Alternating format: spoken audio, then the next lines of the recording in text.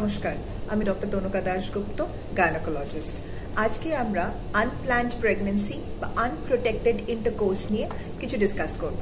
আমাদের চেম্বারে অনেক সময় অনেক সেক্সুয়ালি অ্যাক্টিভ কাপলস আসে, যারা লিভ ইনে আছেন বা ম্যারিড লাইফে আছেন।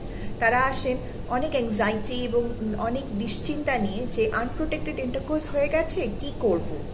এবং অনেকে বলেন ক্যালেন্ডার মেথড ফলো করছেন, তা সত্ত্বেও আনপ্ল্যান্ড প্রেগনেন্সি চলে এসেছে। তার মানে কোথাও না কোথাও এই সোশ্যাল মিডিয়ার যুগে এত ইনফরমেশনের মধ্যেও আমাদের মধ্যে প্রপার নলেজ বা আন্ডারস্ট্যান্ডিং আসছে না যে কিভাবে এগোলে আমরা সিনসিয়ারলি একটি আনপ্ল্যান্ড প্রেগনেন্সি অ্যাভয়েড করতে পারবো। আমাদের মাথায় শুধু সিম্পলি রাখতে হবে, যারা খুব রেগুলার মেনস্ট্রুয়াল সাইকেল মানে 28 বা 30 দিনের পিরিয়ড হচ্ছে, তাদের মোটামুটি ডে 7 থেকে ডে 15 হচ্ছে ফার্টাইল পিরিয়ড। এই সময় কোনোভাবে সেক্সুয়াল অ্যাক্টিভিটিতে প্রেগনেন্সি আসার সম্ভাবনা সবচাইতে বেশি।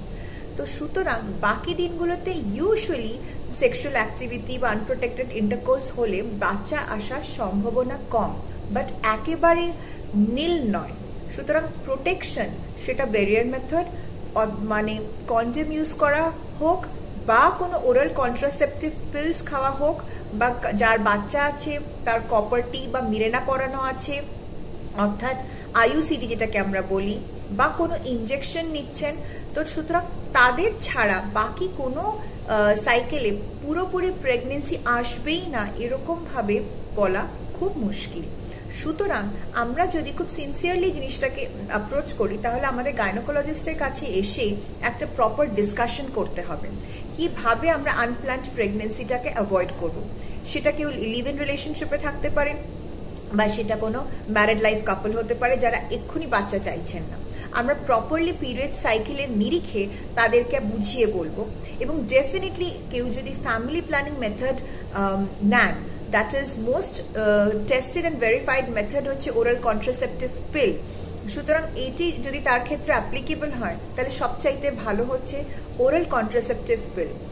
এর মানে কিন্তু এমার্জেন্সি কন্ট্রাসেপটিভ পিল বা ওই ধরনের পিল নয় যেটা সেক্সের 72 ঘন্টার মধ্যে খেতে হবে, কারণ যারা রেগুলারলি সেক্সুয়াল অ্যাক্টিভিটিতে লিপ্ত তাদের ক্ষেত্রে এই এমার্জেন্সি কন্ট্রাসেপটিভ পিল কিন্তু একেবারেই সঠিক পদ্ধতি নয়। সুতরাং এই জিনিসটা বারংবার এমার্জেন্সি কন্ট্রাসেপটিভ পিল খেলে বেশিরভাগ ক্ষেত্রে কিন্তু পেশেন্টদের বা মহিলাদের ইরেগুলার পিরিয়ডস শুরু হয়ে যাচ্ছে, পেশেন্ট কনফিউজড হয়ে যাচ্ছে।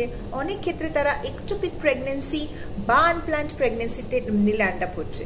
সুতরাং প্লিজ আপনারা একটু সিনসিয়ার হন, যাতে করে আপনারা একটা unplanned abortion, unplanned pregnancy avoid করতে পারেন। থ্যাংক ইউ, নমস্কার।